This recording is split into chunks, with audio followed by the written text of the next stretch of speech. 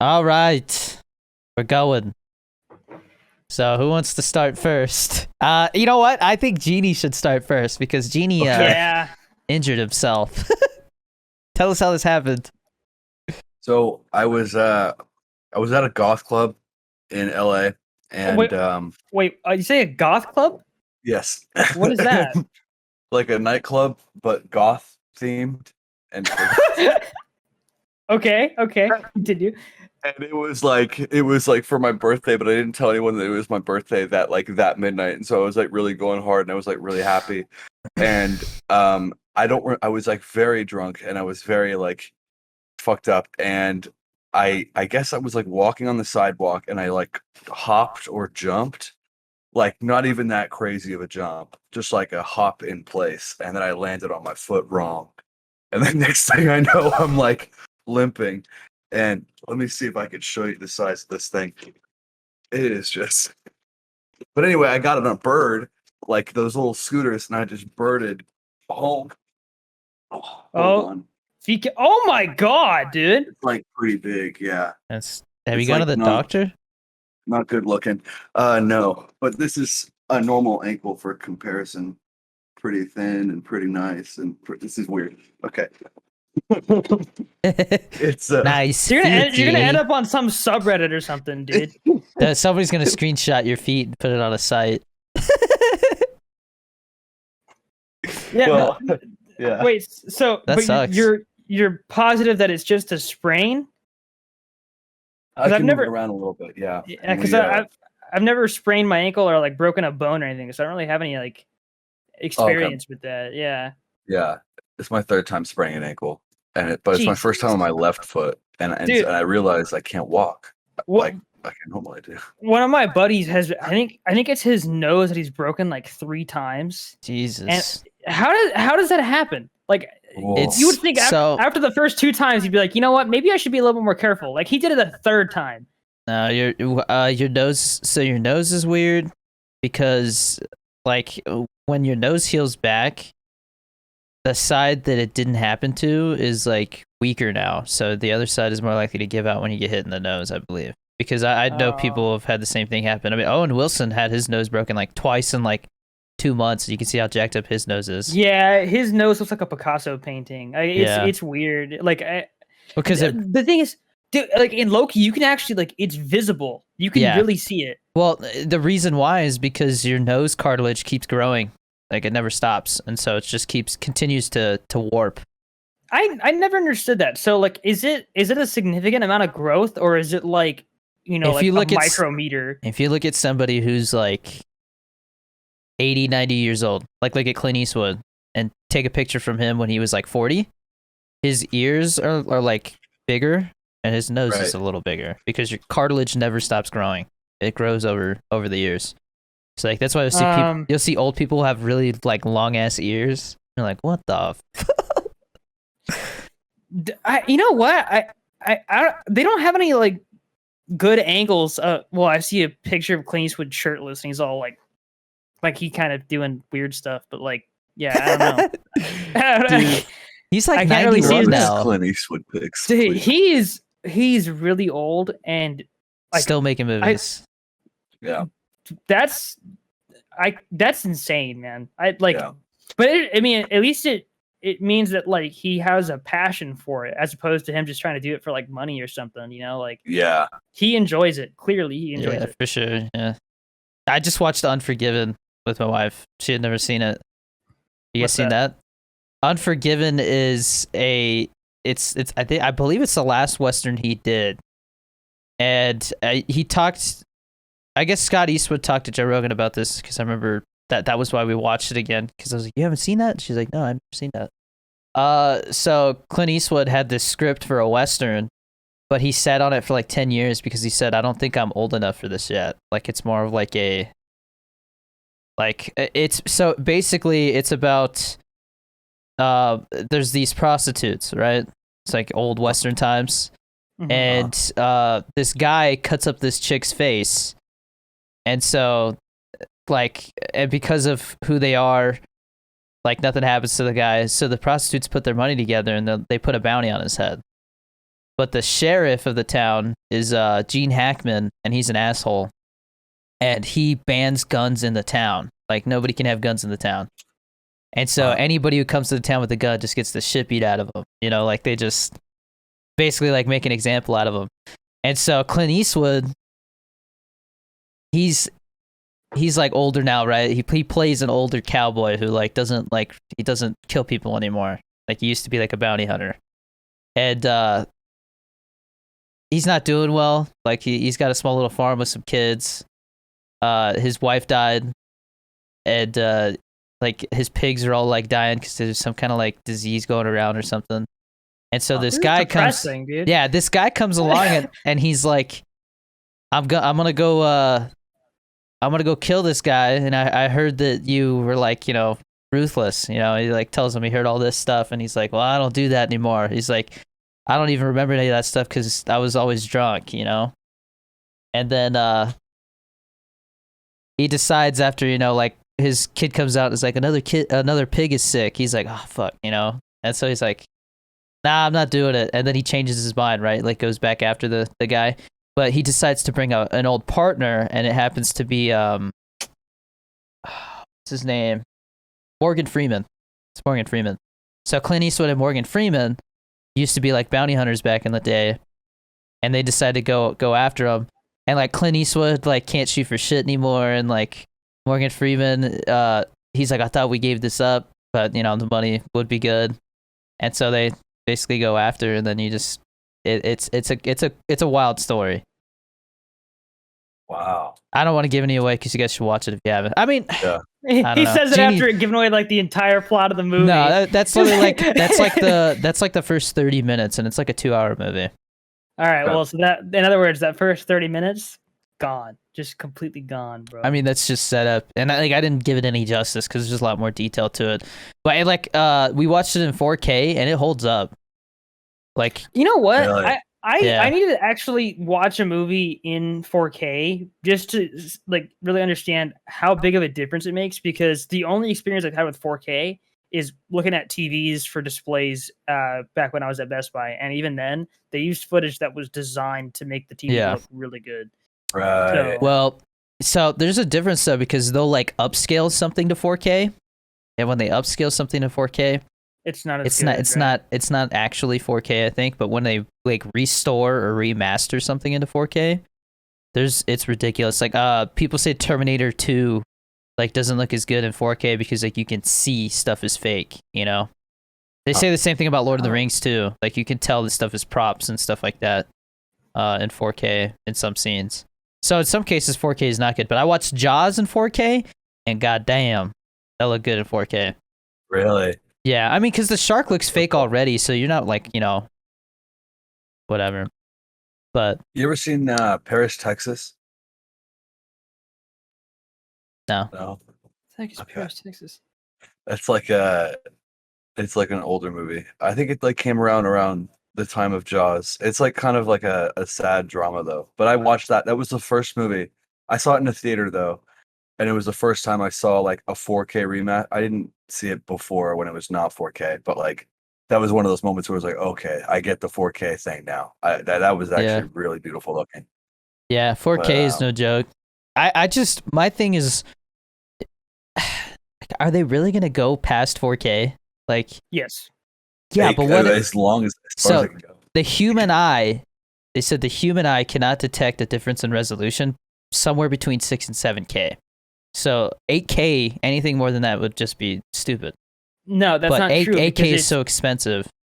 Here's the thing. So that is only true to a certain extent, because when you have a bigger screen and you're using a low resolution, the pixels get stretched out, so it gets way blurrier that way. So 8K on a 100-inch TV is a lot more noticeable than, you know, 8K on like a 60-inch or something like that. It does matter. It just depends on the context. The people that have a 100-inch TV is like less than 1% of the population of the world, dude. It's ridiculous. Yeah, but I mean, you got to remember, like, just like because that's so niche, the people that it's worth using it, like that seems like a terrible investment. Just because it's kind of like a niche thing doesn't mean that no one's buying it. Like, I don't know, obviously, dude, it exists for a reason. 8K TVs are like 10 grand. Yeah, that's Like, I mean, 4K TVs, I don't think were ever 10 grand. They were like when they first came out, they were somewhere around like 7,500.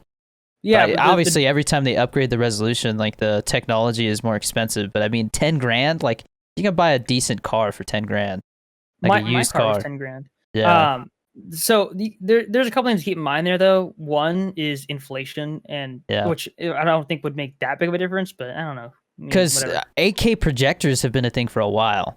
Like, it's definitely cheaper to get an 8K projector and just project it onto a wall. Because like people have like home theaters do that, and that's what I would do. That's a much different technology, though.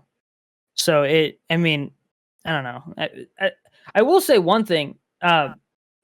The reason why those TVs cost so much is because I think, or at least in comparison to 4K, with 4K TVs, I think like usually if you were to get a 4K TV, it would be in like the 50 to like 70-inch range. So typically you're not going to spend more than like, yeah, 8 grand on a TV at that time. Yeah. 100 inches is obviously going to cost more because it's freaking huge and it's a lot of pixels. So we have a 55-inch in the bedroom. Oh God, people know, they know the layout. I got like a 55-inch in the bedroom, and then we have like a 65-inch in the living room, and like we hardly notice a difference in size because of, I guess the TV is closer to us in the bedroom because the room's smaller than the living room, so that does make a difference. But like once you get to that size, it's like anything bigger than that, it's just kind of excessive unless you have like a legit like big ass den or something like that with like a huge wall that you can just mount this TV on, you know? So yeah, and I like, think a lot of it is bragging rights for sure. Like I know there's people who would come in and they would be like, yeah, like I want to get this TV, and I'm like, all right, but you understand, just because it's a bigger TV doesn't necessarily mean it's better. And they're like, oh, Yeah. well, I mean, like I still want the bigger one, and I'm like, I think yeah, that's on the but way out though. oh, like as in like getting bigger TVs. Yeah, well, no, I mean like bragging about it because like half of today's media is consumed on tablets and phones. You know? Yeah, but you also have to remember that people, I mean, like not everyone's the same. Like everyone that's in the sort of like internet sphere, right? That's only a certain percentage of the population, right?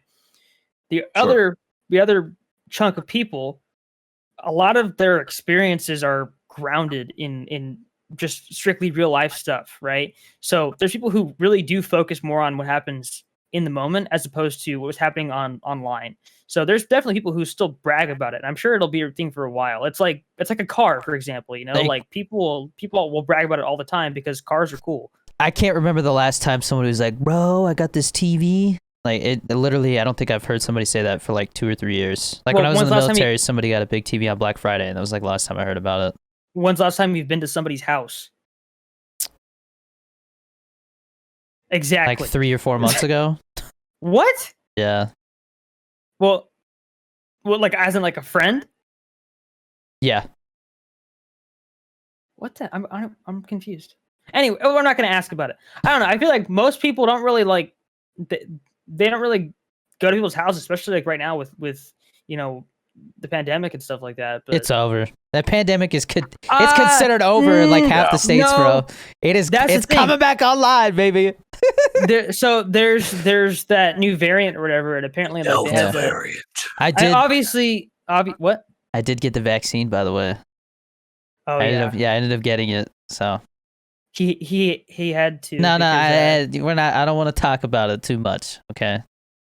Do you have I'm any just magnets? saying, I got it. I know there's no magnets. That's not true, by the way. That's not true. Okay, like like it doesn't matter what you say about the vaccine. Like, oh, I got this one. Like everybody's, oh, well, that's the one that gives you heart inflammation. You know, like everything you say is just controversial. Well, so I got the vaccine because I'm taking acting classes.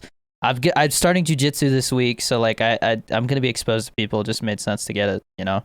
That's fair. And like with traveling and stuff too, you know, we traveled the last 2 weeks. The magnet thing is not true. I literally saw a video of some guy tried it, right? And it stuck, right? And then somebody commented, they were like, hey, make sure to use baby powder on your arm before you do that. And he did, and it just fell off. The freaking magnet fell off. Wanna know why? His freaking skin was sticky. That's all Yeah. it was. Yeah, it's just fear mongering, bro. It's 100% Yeah. Okay. fear mongering. I mean, if you want to get into like vaccine safety stuff, they are telling pregnant women don't get it because there's not enough research to tell what it does to like fetuses and stuff. Hey, bro, Right. you gotta find out one way or Because- another. Because the FDA, when they emergency approved it for like healthy adults. You know what I mean? So, That makes sense. I mean, like little man can't get it because you have to be like a certain age. I think you have to be 5 or I think you have to be 6 to get it. I heard they're coming out with a pill too. I did not hear that. I don't Yeah, get how there's that would some- work. Neither do I. That's why I'm confused by Yeah, it. I highly doubt that. I don't think they've ever done vaccines through pills.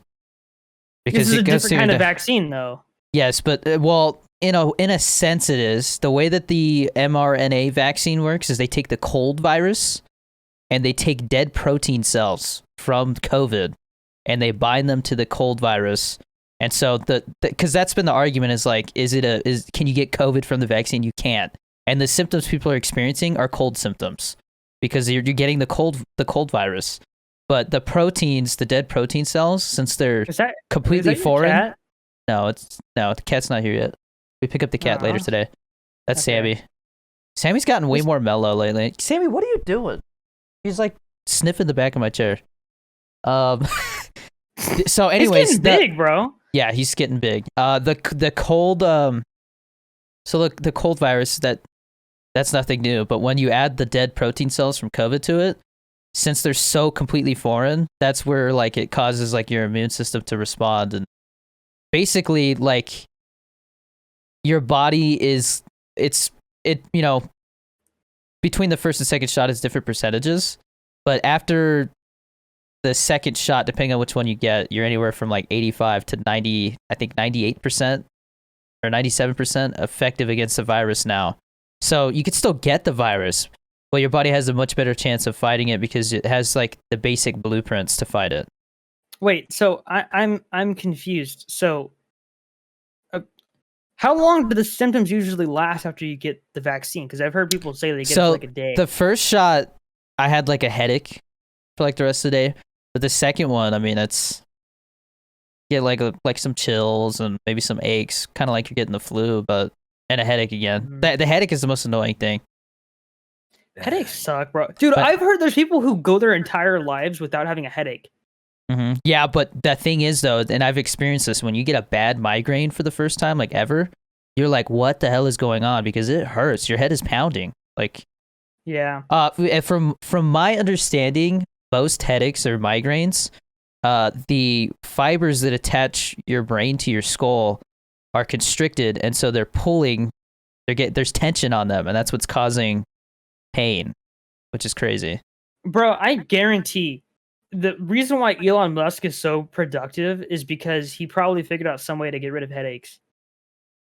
Or like maybe there was like a doctor that did a procedure or Well- something. Because headaches slow you down big time. Dude, Yeah, dude. Oh yeah. I was looking at because people are talking about like Elon Musk is like one of the smartest people in the world, and it's like, how do they have any studies on like how like babies can be smarter? You know what I mean? And one of the things they're studying is they think that because they've and like studies are limited because obviously marijuana is not federally legal yet, and once that happens, dude, that like there's gonna be so many studies. It's awesome because like we still don't know a lot about it and like how it affects everything. But apparently women who have been prescribed small amounts of marijuana for morning sickness have also been linked to having smarter babies. Isn't that crazy? Really? Yeah, there's like Well, a small little connection there that they want to do more research, but they can't because of the So I've federal heard stuff. two things. One of them is more of like a general thing for living organisms in general, right? Yeah. But the other thing is for humans.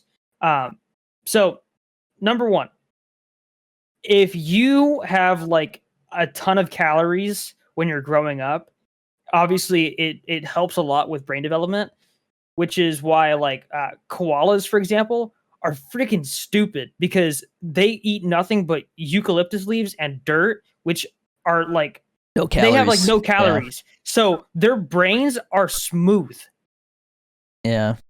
It's insane. The other thing, if you're in the womb for a longer period of time, you end up being smarter. Apparently, that's what happened with Albert Einstein. That's what I heard. Yeah, He was in How there long for was 10 he in months. there? 10 months, yeah. I heard 10 months or something like that. Yeah, Like, very close to 10 months. Apparently, because the last like month and a half, I believe, is when like your brain really starts to develop, you know? And so if you're in there a little longer, and like you got to think like your brain hasn't like gotten oxygen yet, so it's straight up just growing and developing, you know? Like there's nothing, it's not also trying to run your body. Okay, what the heck did I looked up how long was Albert Einstein in the womb, and it says he actually spent 16 years in an artificial womb, which allowed him to develop high intelligence, telepathy, and other mental skills. It also explains his lack of a belly button. Hey, so guys, I want to make a bet. Okay. And we gotta like write it down, you know, and like keep it there until it happens. When do you think marijuana is going to be federally legal? Like what year? Like by what year? 2024. I think either 2023 or 2025. It's not going to be 2024. Okay, you got to pick a year. Time. Winner gets here. I'll bet $100. All right. So Okay. I mean, yeah. So the person who wins gets the $200 from the other two people. Okay. Yeah, I think 2025. I was gonna say 2025, but since you said that, I'll go 2024. Genie already said that, didn't he? Did he? Yeah, that. Oh fuck. Yeah. Okay. Then I'll do. Pick my other option, dude. I said 2023. So I don't know though, man, because you got to think the problem right now, okay, is that the pharmaceutical industry, and the alcohol industry don't want it because they know they're gonna get hit in sales when it happens. So they're the ones that are lobbying against it, and I think they can hold out for a little longer. You know, I think 2025 is a very strong option. If both of us pick 2025, we got to split the money. Well, then we should all pick 2025. All right, never mind. No bet. This is a joke. This is not working because I was gonna pick 2025, but I was talking well, then about. Pick a different year, dude. But we're all within a year of each other, so it's not that. I don't know. It's just kind of a bad bet. I don't. Whatever, bro. I mean, I think I could 2025 is definitely a strong year for that, though, because like that's. Sorry, I was just gonna say I would say probably the next 2 to 5 years for sure. Yeah. Well, because didn't Black Ops 2 take place in 2025? I think Maybe. so, right?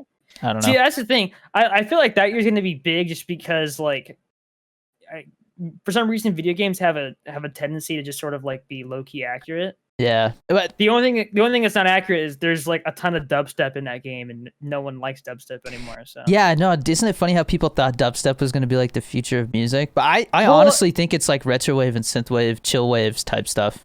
It definitely ushered in like the EDM era. Yeah, that's true. But I feel like the thing with EDM and like synthwave, retrowave, chillwave, outrun music, all that stuff, is the music is very emotionally charged. Like it's not something that like, oh, I'm not gonna throw this on just to like jive. You know what I mean? Like they're very like the music's always like something emotional. It's about something emotional. And I feel like society as a whole is just becoming more emotional. Like we let emotions like, you know, influence our decisions big time. Because we can't control our own emotions. Yeah, and it's it's just interesting how like when I was in Texas, I stopped at a gas station and I had a shirt on that said synthwave with like a little cassette tape on it, and this guy was like, "Hey, dude, nice shirt. Nobody knows about that shit." I was like, "Yeah, dude." Like, right on. Oh, dude. So, Genie, do you know who Delora is? Delora? What? No. What is that? Nah, he wouldn't. So- I don't think he would know. He's a synthwave artist that we listen to, and bro, I think it's insane. Danny actually got permission from him to play his music on his stream. Oh yeah, you Yeah. mentioned that. You like tweeted him, right? Yeah, that's so sick, so dude. sick. He's Yeah. such a cool dude, bro. He said if you get if Twitch gives you a strike, tell him to suck a fart. Yeah. Yeah, he's a cool dude. He's such a cool dude. I found out that Mitch Murder and Gunship are fair game to use as well. Oh, nice. Yeah. I heard Home as well. I gotta If do you more get permission. research because I would dude, Home has got some bangers, dude. Oh yeah, dude. Yeah. For sure. You know what? That's the thing. I think most of those artists are pretty cool about like people playing their music on a stream because most of the time there's not really like Well, vocals. And like I said, like the synthwave, retrowave, chillwave genre is so niche right now that it's like those artists like to stand out. Like people just have to start hearing your stuff more, and a good way to Yeah. do that is just let people use your music. I mean, you got to understand like Harris Heller. He lets everybody use his stream beats for anything. It doesn't matter. YouTube video. Obviously, like if you want to use something in a movie, you still got to reach out because that's just how those work, you know, with union Right. stuff. But he's making like, and it's like he said he made like 60 grand one month or whatever because Spotify plays and stuff. Like it's just on Spotify and Apple Music, you do if your stuff gets played, you make a good amount of money. That's why one of the things I've thought about. Okay. And like obviously this wouldn't work unless I actually have a name for myself, but down the road I would totally like open like a synthwave, retrowave, chillwave like oriented label, like just that type of music. Oh yeah. Like Bro, Jericho kind of did that for like electronic dance music type stuff. that is true. Yeah. That is true. How do you Dude. guys like discover new music? Like how do you what do you guys For me, a lot of it is YouTube videos, dude. Yeah. Okay. I mean, the way that I discovered this music was literally Drive. Like I heard Night Call and like A Real Hero and Drive, and I just looked up on YouTube, went down a rabbit hole, and then I was like, dude, this is a whole genre of music I've never gotten into. Yeah, YouTube movies definitely like there's a lot of songs that I've gotten from TV shows as well, like Umbrella Academy and Breaking Bad. Like there's songs in there that I like. Breaking Bad's got I have them on Spotify. Got some good old school music in it. Yes. Oh, dude, for sure. Better Call Saul as well. Dude, we gotta watch the rest of Better Call Saul because like the first season's very slow because it's it's dry lawyer stuff, but yeah. I mean, from what I'm seeing that they're filming around here, because they were filming like down the street, dude. Yeah. Wow. Like this, I mean, and then the guy that I talked to, that went to the acting academy that I'm going to, when he added me on Instagram, I looked and like he had like a video of him with the twin brothers, because they're in it, I guess. I'm just like, bro, this season's gonna get crazy. And they just changed Los Pollos Hermanos, remember?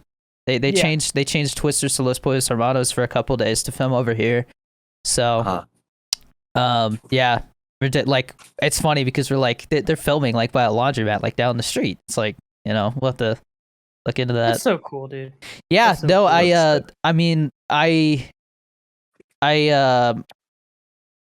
the other thing, when I go meet the because I haven't met the instructor in person yet, but when I go to jiu-jitsu tomorrow, because I'm gonna go check out a class tomorrow, the instructor, like I might have mentioned to Chris, I don't know if I mentioned it to Genie, but he's a stuntman, and like he's been in tons of like 13 big movies. I didn't know they filmed Army of the Dead out here, but he was one of the zombies who like fought one of the main dudes. Oh wow. Yeah, he was one of the like main zombies who like fought somebody in the movie.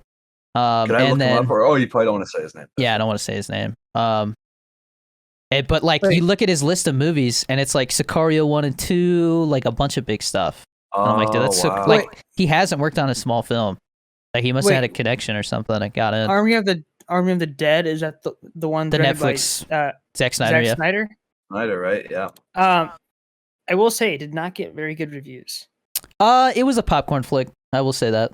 Like it's definitely not winning any awards, but it was a fun movie. Fair. It was kind of like Zombieland, but Sucker Punch. I know of it. Never watched it. Okay. But that's a Snyder one too. That's like I think it's in the same kind of vein. Jesus Christ. 22% on Rotten Tomatoes. How does that happen? I don't know. He's just very like. I know he's polarizing. Well, I mean, in a lot of ways, but so even in Army of the Dead, like there was little things and they're making a sequel, but there was little things that it was like, what the hell? There was like robot zombies, and then there was like a UFO in the background, and they're talking about like altered dimensions and stuff like that, but they barely talk about it. Oh, speaking of zombies, did you see the trailer for What If? I did not, but Oh, I saw the no. animation and it looks dope. Okay. For those that don't know, the premise of it is basically like alternate universe stuff for Marvel. Okay. And there is literally a scene in the trailer where they show Avengers that are zombified. It's so crazy, dude. I'm so excited. It comes out in like August, doesn't it? I think so. Yeah, but they Yeah, Yeah, August 11th. I think they got everybody to do the voice acting. Like that was kind of like a Yes. loophole because then you have to pay Like for I them to said- actually be on screen. Yeah, and Chadwick Boseman. I think that's how you say his name, right? Yeah, Yeah. He that was his last role. That's his last Damn. role right there. it's crazy. I mean, it's nice to have him back for that. Yeah. But it is sad that that's the last we're gonna get of him.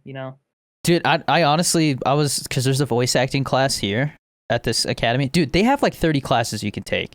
It's crazy. Like there's one guy who teaches screenwriting. There's all kinds of stuff. So I'm probably just going to take a ton of stuff here. But this 6-month course is like probably the best way to like jump into it because there's just so much you learn. Like we were What talking. did you learn like the first class? So it started out, right? And like he kind of just went over like the schedule and like important days not to miss. And it turns out the last class is finishing up filming their short film because you film a short film at the end. They're finishing up filming their short film, and so they're going to be doing that on Tuesday, and we're going to be helping. We're going to be like crew for that and stuff. So that'll be dope. And like they have this little app so that like we could pull up on our phone like what the camera's seeing, and we can like watch. It's pretty cool, like how they're doing it. But they got a cop car, I guess not too long ago, like an old cop car, and they like took everything off of it, And so like maybe we might do like a crime drama, I think, for our short film. So that's pretty dope. Oh, sick. Yeah, it's supposed to be like a 10-page script that we're gonna make. Yeah. Oh, dude. So speaking of Breaking Bad and stuff like that, did you guys see that the guy that plays Hank made another like Sussy Baka video? I did it, but that's Yeah. genius, bro. Because he's just killing it, bro. Oh, You you got- gotta see it. His cameo must have been flooded after that shit, bro. Oh, I'm sure, bro. I'm sure. He probably raised the price on it. Dude. Yeah, I like they asked him to actually like do like part of a script, like one of the episodes. I think it's when they're in the RV. I should pay to have him say like, "Don't be a sussy baka. Use G Fuel code Danny D." You could do that, dude. Honestly, it would probably work. Yeah, because I know Dude. Electric Shock got Johnny Sins to say it. He's like, use code Shock or I'll bang your mom or something like that. It's like, what the? Oh man, It's like, bro. dude. There's a ton of people who are on Cameo. I'm sure, like a lot of people who Nobody would like. definitely be There's like nobody crazy big because they're too busy. exactly. That's the thing. Like it's like, oh hey, that's the guy from this show that was on Yeah. there for like a season or something. It's like, oh, it's kind of funny, I think that's like, dude, what was that one guy on Fiverr who like he dressed up in like a suit and he'd be like, something. This ninja needs your help. What I need from you is the your credit card number, the 3 numbers on the back, and the expiration date. And then it's like, What the hell? yeah, just stuff like that. Like, dude, that whole industry, just it's great. It's So- great, man. The acting class though, so we did that, and then what we did to kind of like, it was very interesting the way we did it. So instead of being like, hi, I'm so and so from here, this and that, they had us come up, say our name, and there was people on Zoom too because they were like out of town. That's the other thing is like, even if you're out of town, you can use Zoom or they'll like record the class if you completely miss it, because there's one class I'm gonna have to miss when we go to Disney World. But so you go up in front of the class, you say your name, and then we do this thing. It's called the discovery method. And apparently it's an acting technique where you kind of just discover things that are going on. So like we just said what was on our mind. It was so like I stood up and I was like, I'm discovering that wall socket, like, or that wall outlet, the sockets are upside down, or I looked over at like the instructor's or the teacher's coffee cup, and I was like, I'm discovering that, the teacher's drinking coffee black. Like, I like my coffee black, stuff like that. Like, just making connections. But based off of that, for like a minute, people would like learn about you. And so like this one guy was like, I'm discovering that so and so likes this sports team, and then like, so we were like, oh, he likes sports, stuff like that. And then like we had to write one phrase to describe the person, and so like I would write like avoids the silence, because like anytime it got quiet, you could tell they got kind of like nervous, stuff like that. And then the teacher was very metaphorical. He wrote for me, he wrote on the edge of what's coming next. I was like, whoa, that's deep. Dude, that's so big brain. That's so big brain, dude. Yeah, no, it was fun. That makes so much sense, right? Because like obviously you're gonna focus on the stuff that matters to you. Like, well, that's cool, the thing is, dude. though, is like you have to be in the moment. Like somebody started like saying stuff, and they were more like recalling things, and he's like, "Well, you're recalling things from memory. We want you to be present in the moment." He was like, "Oh, okay," and then did this and that. So for him, I wrote open to guidance, because as soon as he told him, oh no, do it this way, he was like, oh, okay. Like he didn't fight it or like ask questions. He just went with it. Like he focused on what he said. Stuff like that. There was one guy on Zoom. I'm discovering this guy's fly is down. He writes down, is an idiot.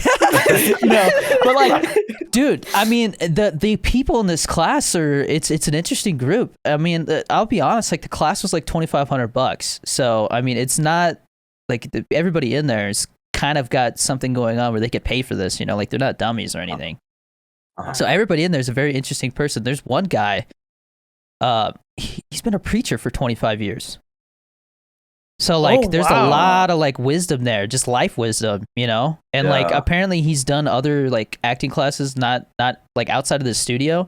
And so he was talking about like other stuff as it was brought up, and the teacher's awesome, because like, I don't know, it was just really interesting how like it didn't matter if somebody said something that was kind of like silly or you could tell they were confused.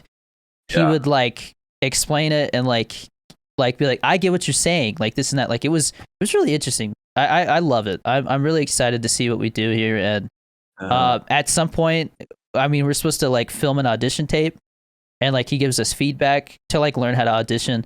But towards the end, when we graduate, he was like, this is the first time we've done this. We're actually flying out a couple of LA talent agents to give you feedback and like meet you and explain stuff.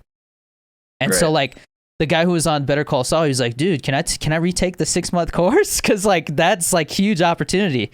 And I mean, everybody there that's teaching was like, there's a really good chance you're gonna leave here with an agent. So that's cool. Wow. Yeah, like it's personally, or just like everyone in general. Like everyone. He's like, as long as you're serious about it, like you're gonna leave with opportunities. I mean, like I read people saying in their testimonials that they booked like a couple of commercials while they were still going to the school. Dude, that reminds me. Genie, do you watch Joe Rogan at all? Yeah, here and there, but I haven't watched recent ones. Yeah. He did a podcast with Quentin Tarantino. I heard about that. Yeah, I heard about that. And it's awesome, dude. It was great. So I heard like a 50-50 response. I heard people say that the podcast solidified to them that they don't like Quentin Tarantino as a person. And then people like me or like you, I was like, dude, this is awesome, because we're like, when he described how he goes through the process of coming up with a script, like where like he decides like this is worth writing. I was like, bro, his brain works like mine does. He said he would like come up with an idea, and then he'll start listening to music, and if he finds a song that connects to him and he feels like, yeah, that's a good opening scene song, he'll start writing like the opening scene. And so he's like, that's why opening scenes in his movies are so important and so just crazy, is because those opening scenes are like him selling to himself the idea that this is worth writing. And so I was like, dude, that makes so much sense, because like Inglourious Bastards really starts at like 11, you know what I mean? And then like in my opinion, Inglourious Bastards is one of my least favorite Quentin Tarantino movies, because it goes on this subplot with the woman at the theater and stuff like that, and I was just like, I didn't care about that character. I wanted to see the Inglourious Bastards doing more stuff. Well, 'cause it was supposed to be a show, wasn't it, or a miniseries or something? I don't think so. No. I thought I heard that somewhere. Actually, you know what? Yeah. Let me look it up. I'm gonna look it up because I'm pretty sure I heard that. That would be crazy. Because I think the idea was it was supposed to be that, and then he couldn't figure out how to end it or something like that, right? That's something along those lines. Yeah, I don't know. It says to be a bigger film than planned, yada yada yada. I don't know. Anyways, you guys keep talking. I'm gonna look this up. In fact, I'll even bring up the idea. Dude, did you see he like officially like he said, yeah, I'm not doing any more movies for sure. Like he's completely adamant about it. Yes, but he also said that anytime soon. So he said he wants to stop after the 10th movie because he's noticed that directors, like you look at Steven Spielberg and people are like, oh man, he used to make great movies, you know? Yeah. Like honestly, if you look back, the last really good movie Steven Spielberg made that like made everybody happy was Catch Me If You Can. And that's like 2004, something like that. Like it's been a while since Steven Spielberg made a movie that people like talked about. Yeah.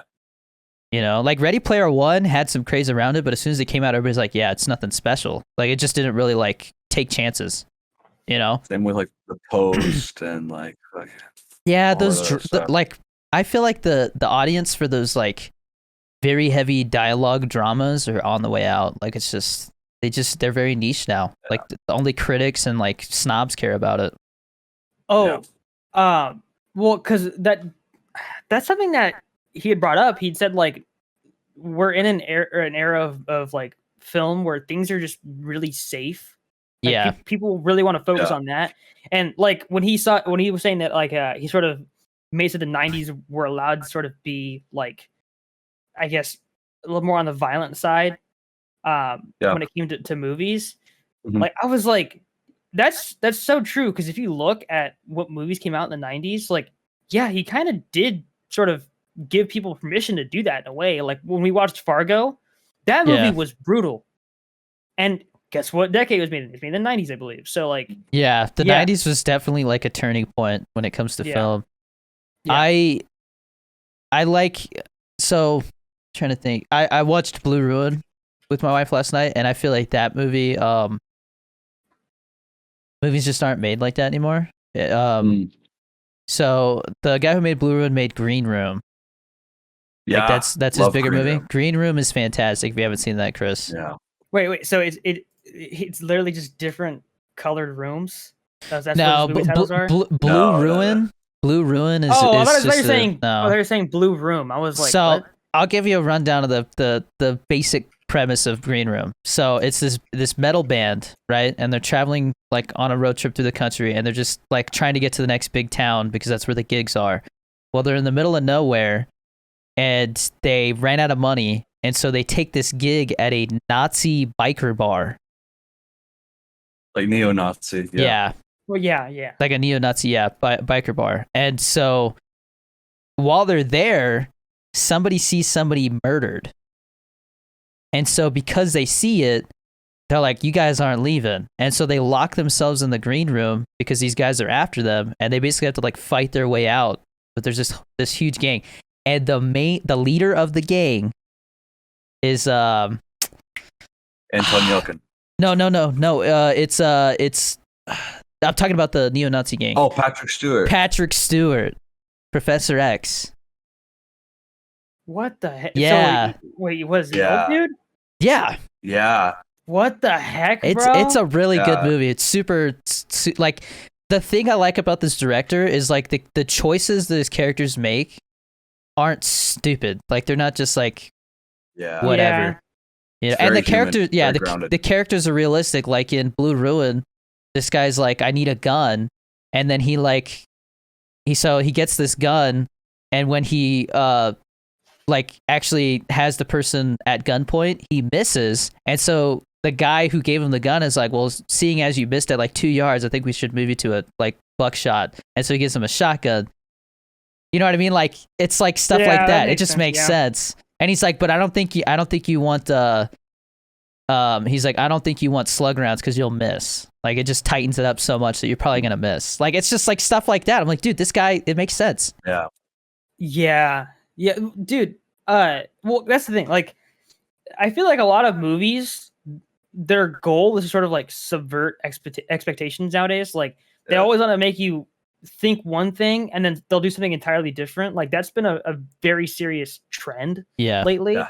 And it bugs the crap out of me because, like, you kind of want to see, like, you want to make sure, like, you feel like the or the audience feels like they're actually, like, they know what the character is gonna do because they know the character, right? Yeah. A little bit of, like, you know, because what I've been brainstorming ideas the last like couple of weeks, so I got some crazy concepts. I feel like, I mean, because like a couple twists and turns there is completely fine, but like, I don't know, man. Sometimes like you'll watch a movie and they just do something stupid, and you're like, why would you like? Even like sometimes Breaking Bad's like that, where like you think a character's gonna do something, and then like they just come up something out of their butt, like they just make something entirely like random. You're like, oh, okay, you're making a battery out of stuff you found in your RV. Like, all right, I guess. Like, so check this out. So I'll admit that I feel like desert type settings has been a big influence on me because obviously I'm in New Mexico now, so like I'm paying more attention to like the environment here and stuff. But I had this idea for, so it takes place in like the near future, okay? And there's like a detective. There's two detectives working together, right? One of them's like a rookie detective, just transferred from a different department, and they're trying to solve the murders of a serial killer, right? They're trying to find the serial killer. Very Seven vibey, not with like the commandment stuff, but very like, you know, two partners new to each other, you know. But the whole twist is going to be that the rookie detective is actually the killer and he's solving his own murders, and this is all inside his head through a new like technology program where like you can basically like take a criminal, plug it into their head, make them think there's somebody else, and get them to basically give you all the details of the murders. Oh, yeah. But the thing is, so it's like Inception, but like it's like Inception meets Seven. Does the audience know throughout the entire movie, or is it towards the end? No, he finds out at the end because the whole thing is going to be every time they go to catch the killer, you don't see his face, and at the end he finally catches him, and it's him. And he's like, "What the fuck?" Like it just. Dude, that is so cool. You could make like a franchise out of that. That's the thing. Cool. See, I when I look at stuff, I'm like, bro, like this needs to be like a one-off thing. Like you can't milk the concept. It just ruins it. But like I could, I gotta write that because I think that could be really good. On an entirely different note, so I was looking into that thing about how it's okay. So there's a news story on Twitter that says over 60 people have been killed by lightning strikes in India on Sunday. Okay, bro. All right now, I don't know how that many people die from lightning strikes in a day, but according to this thing on Twitter, it says at least 16 people were killed while taking selfies on top of a watchtower, and then another 35 were killed after being struck by lightning. And they're saying that deaths by lightning strikes have doubled since the 60s due to climate change. Yeah, that's literally, they're saying people die more often because of lightning strikes because of that. That's insane, dude. You know, I've actually, as soon as you said that, I pictured people in like a kumbaya circle, and then all of a sudden one person gets hit, and since they're all touching each other, they're all just. Well, yeah. I mean, they were all taking selfies and stuff. Like, yeah. That sounds like a. Is it Paul Thomas Anderson? Is that the guy who made Grand Budapest Hotel? Wes Anderson. Wes Anderson. Yeah. Have you seen those movies, Chris? His movies. I love his type of humor. I've been meaning to watch that. He also made Isle of Dogs. I Love Dogs. Yeah. I haven't seen that, but I heard it you was haven't. Good. No. Dude, when I was working at Harkins, that was that movie was like in theaters, right? And I wanted to see it so bad, dude. It looked so good. Yeah, we gotta watch that. Because it's always the same actors. I'm down. Like we offered to watch something with you, and you're like, nah, I'd watch stuff myself. So that's why. What was it? True Detective. Yeah, Dude, I'm telling I'm not you. really interested. I wanted to watch iCarly, and then you watched it on your own, bro. I'm gonna be honest. I don't think I'm gonna watch any more of that. It's a waste of time. It's Dang dog it, shit. man. They should have just Genie, gave. we're They should have gave Freddie and Spencer Spencer their own show. Screw everybody else. Yeah, but you know they always have their freaking their B plots Yeah. and stuff like that. And I'm sure Miranda I don't know. Cosgrove's Watching it, happy too. because like her career lately has just been music videos and shit. So she's probably happy to get a big gig. yeah. It feels like tonally, it's just like really confused with itself because it's like trying to be edgy. Like and then yeah, it's, like, but it doesn't not. fully commit. Yeah, it's like Yeah. it rides the line of like being a little more adult, but I wouldn't consider it. I would be like it went from being PG to PG-13. Yeah. You know, Barely PG-13, Yeah. I feel like. How much Just does barely. Spencer cuss in the show? he said like damn or I think he said hell once, and then Ooh. I think Miranda Cosgrove said the word bitch. Yeah. Yeah, Ooh. that's probably There the was, most like- edgy my. thing. Did you watch the robot episode, the robot wedding one? I only with watched the Neville? first. I think I watched the first 3 episodes. Okay, yeah. They like really like so I guess the black friend is like lesbian. They really push like I'm a lesbian. Oh, Yeah, white people I and noticed that, straight yeah. people.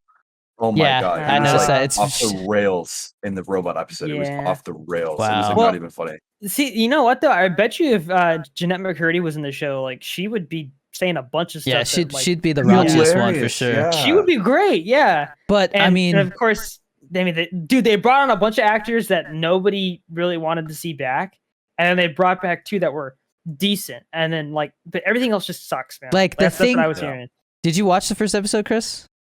No, that's what I want to Okay. watch it. So- I've just mainly heard Oh, reviews okay. and stuff. Okay, I'm gonna spoil it. But the best thing that that has happened so far on the show was Spencer got pepper sprayed, and so he's like, I can't see, and so he's having Freddie do everything for him. So like he's like Oh, giving him yeah. stuff, and like he's doing this like Pilates thing, and like Freddie's making sure he doesn't like hit anything or fall over. But the whole time he's been Yeah. faking that he's blind still. So like, It's it's funny. like- he's like, bro, this whole time, like, Dude, And he's like, that's come on, Freddie, it was special. Yeah. yeah, dude. If they had their own show, I guarantee it would be like 20 times better because stuff like that's kind of that's just how dudes are though, bro. Honestly, like that's dude. the thing. Just give Spencer his own show and just let him cuss. You know what I Yeah. mean? Let him say I let him think- say the F word. I think Freddie would be good to pair with him. Dude, what was that one dude that worked at like the smoothie place? Was it Tebow or something like that? Yeah, I don't know if he's in it. Oh, He was funny, yeah. He was good, yeah. Yeah. Dude, I saw a clip where there was some episode where he saw like Michelle Obama's in it, Yeah. and he's all flirting with her and stuff. He's all, oh hey, she's married. Oh, okay. Yeah. Well, She's married. On iCarly? She's on iCarly? Yeah, I Yeah. like Carly. Yeah, like the original. Oh, shit. So I Yeah. was gonna say, yeah, we should definitely do. I'll do a Grand Budapest watch party. That movie's Yeah. fantastic. That like, there's so many little like, I love the type of humor he has, where like it's just like it's ridiculous, but the way they say it is like, I don't know, it's just like straight up, you Yeah. know. Like they're like there's this one scene where like they're like going through like a like an AC vent to escape or something like that from like jail, and like the one dude like the door opens on the vent, and so the guys look up, the guards, and he just jumps down and starts shanking everybody, but he dies in the process, and so it's like like it's so funny, dude. Like, Genie, you've seen Taxi Driver before, right? No, I've seen like the first 20 minutes. You haven't seen Taxi Driver, bro? I know. But that writer is like, I'm a big fan of his because he did that one First Reformed. Have you heard of that one? I've heard of it, That but I've I've never heard. seen it. As a priest. Okay, like, and the writer is like really like he's like this grumpy old man, right? Like Paul Schrader, and he has this Facebook page that I don't think he realizes is public, and he treats like a diary, like a Twitter. Oh and he, like- no! And so he says, like, I had a dream about a very nice Asian woman who I'm thinking of casting in my film or something like No, bro. that. 100 people like Dude. like it in a comment. on it, and then apparently his new movie Focus Features said like you cannot post on Facebook anymore if you want some kind of like you put some kind of limit on it, and That's he's funny. still like doing it regardless. Oh no, dude. It's very Dude. funny. That actually, so we've been playing Clash Royale a lot, okay? Okay. Oh, And, dude, that game frustrates the hell out of me. Bro, I'm super toxic on there. Like I just spam dude. emotes, and I found out there's a limit on the amount of emotes that you could say, bro. I kept laughing at this dude for like 5 minutes straight, and finally, the match was over, and it was just me and him just like laughing at each other, right? And eventually, it just said emote limit reached, and I couldn't say anything else, man. And he kept laughing at me. Bro, I wish there was more you could say like nice if you could say nice move, because in a lot of games like that where they're turn based, like you could say like nice move, and that's always the most toxic thing because somebody will like screw up and you just go nice move. But dude, like there's the 2 emotes that I use all the time. It's well, there's 3. So there's the cry face where the guy's like crying, and he's like and then like the laughing thumbs one, up as well. the thumbs up, yeah. Like the guy, like he'll totally like he'll send like an army of things, and I just put down one thing, and it just decimates the whole thing, and I'm just like, yeah. I like whenever I like I okay, I'm petty, so what'll happen is like I'll do something like that, and I'll just put oops. Yeah, bro. Yeah, I felt like such an idiot this morning. I played 1 round. And like there was 2 seconds left, and I had just destroyed the guy's building, and then he dropped a thing on it and killed my other one. So I was like laughing. I was like, aha! And then like 2 seconds he wins, and I was like, and he does the laughing thing. I was like, fuck you, dude. Dude, well, the thing is that game is like honestly, it's like 60% luck because when you load in, if your deck is not set up a certain way, you could totally get screwed over. Dude, I mean, go ahead. I usually do like the giant skeleton and then a hog raider, and I put them on both paths to split up the person's stuff. And because even if they put like a skeleton army on one of them, the other one's gonna get to the building. Yeah. Usually it like confuses them, and then they end up focusing on one side, and so one of their buildings gets taken out. I'm a very hard pusher. I'll put down if I start with the P.E.K.K.A. card, which is like there's the mini P.E.K.K.A., which is like the guy with a ton of armor, does crazy damage and has like a lot of armor, but they cost a lot of points. There's the 7.1 where he's like a giant version of it. Yeah, dude, that guy can destroy a building in like 10 seconds by himself. Yeah. And so like if I have him first, I'll spawn him, and then I'll throw like archers behind him or something that can throw some ranged melee to like shoot things out of the sky, because that's what they always do with that one. They try to put stuff in the sky, or they put the skull army, which is a bunch of little guys that are like one hit, but there's a ton of them, so like they can swarm them and get them quick. If they do that, I have a 2-point potion that just drops lightning on them for a second, and it's just enough damage to kill all the skull guys. So I use arrows because it does more damage, doesn't it? I think it does, but they're slower to shoot. But what I was also going to say is I just unlocked this thing, and I'm debating on rotating it in because it's 6 points, so I would have to like downgrade some other stuff. But it's literally like a ranged bow, like a big bow. Like you set it down, it's like a tripod. Yeah, is that the X-bow? Yeah, I it's believe, like so you can set that up at the line where you start, and it can hit the building. And so if you set that down and protect it, it'll just decimate one building. It's dude. Well, I'm mad though, because there's smurfs on that game. I don't know if they do it on purpose or what, but like, yeah, dude. Because I was on there, right, and I'm in like arena 6, or actually at the time it was in arena 5. And I'm like, okay, I'm gonna spawn in, my baby dragon and the skeleton dragons or whatever, right?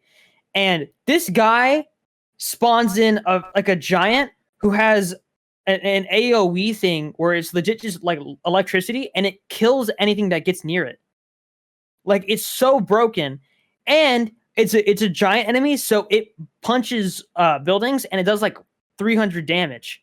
So it's like super overpowered. Yeah. And I'm like, I haven't even unlocked that yet. You're so far ahead of me. Why are you here? Like some of the stuff that happens in the game is so stupid. Yeah. Well, I wouldn't say it's Smurf. I would say that there's just people who suck to the point where they'll like basically lose so many matches that they're lower than they should be. Sure. And they have more stuff unlocked, and they have higher level stuff. They just suck at strategy. Because I'll destroy those guys all the time. what's entirely possible is that maybe they go into the lower arena so they can get more chests. You don't though.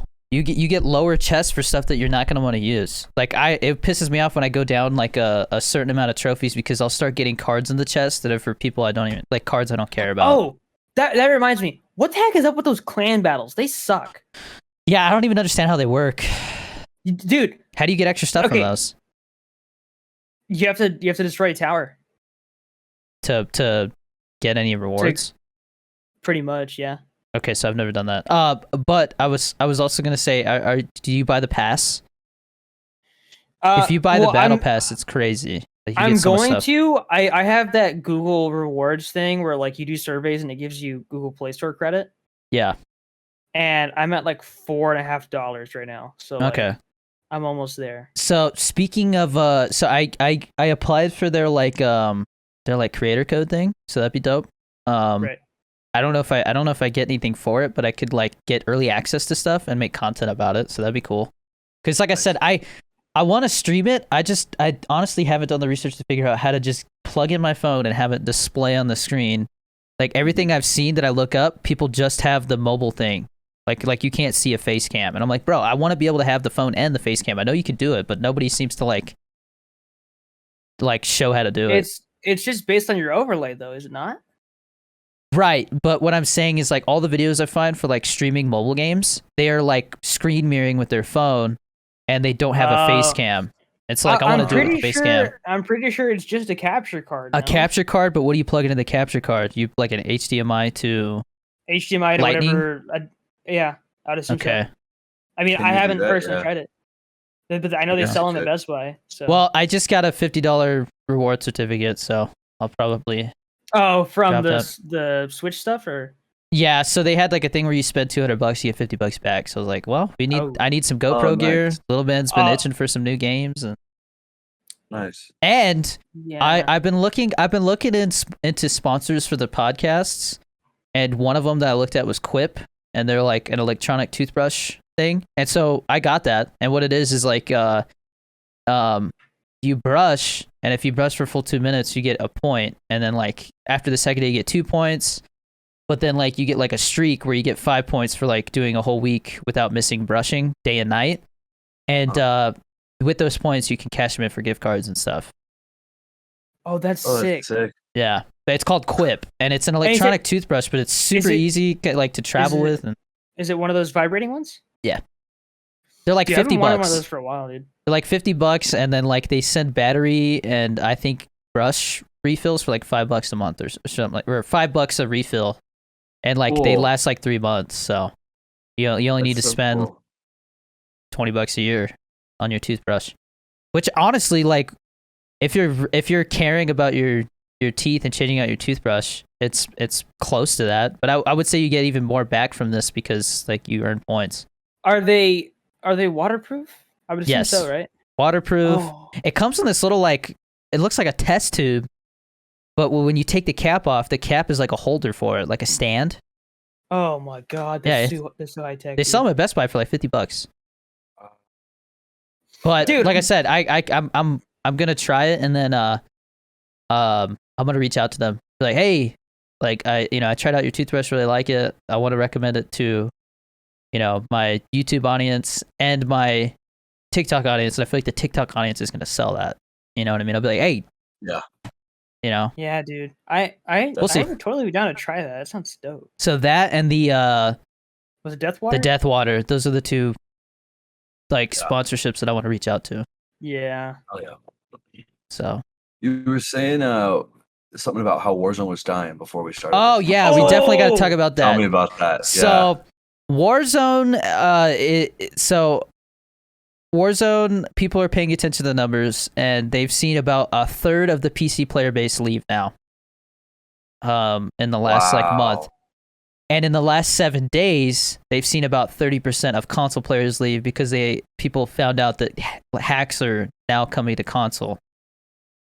And so, with no anti-cheat coming, that's the end, bro. It's just not gonna they're gonna take over the game. Like once hackers start to be 20% of the player base, like it's just nobody's going to play it. I will never understand what hackers get out of doing stuff like that, because if you're not good at the game, there's no satisfaction in hacking. Like, it just means that you suck so bad that you have to abuse the system, dude. I will tell you right now what it is. It is just people who have fun ruining other people's games.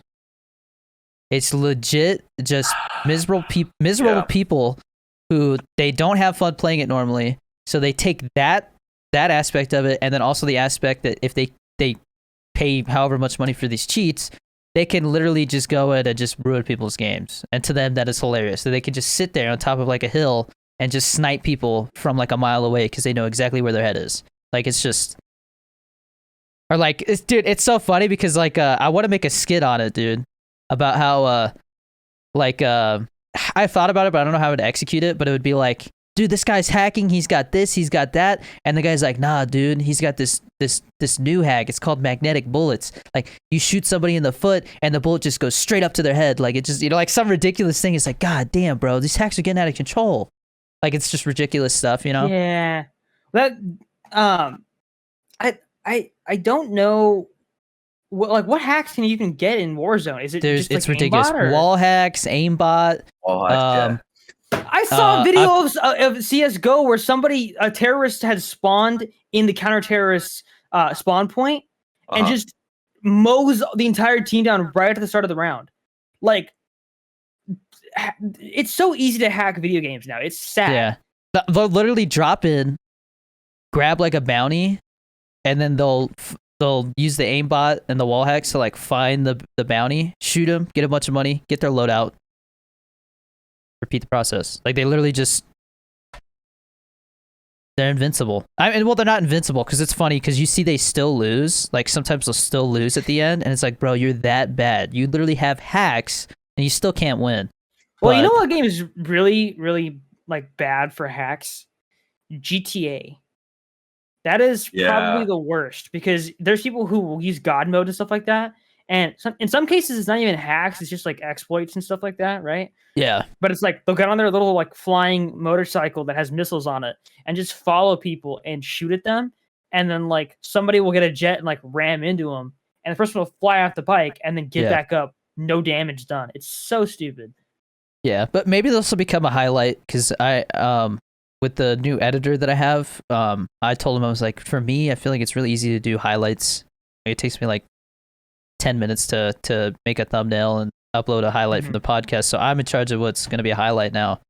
And I think it's safe to say that Warzone is officially on its way out. I don't think it comes back from that. Well, Apex still doesn't have ranks for Arena, does it? No, but as soon as it does, I'm telling you right now, I think that could like be the next big thing. I think people will jump on that when it happens. And I'm excited because it's not out yet. And I'm like, dude, if it comes out right when I get my new PC, I will put it in a goddamn mode for like 24 hours, dude. Yeah. 24 hours. Because I guarantee you the one thing that holds people back from watching my stream when I play it is that it gets super choppy like every time we load in, and it's super annoying. Because like it's just like it looks like crap for like the first 10 seconds.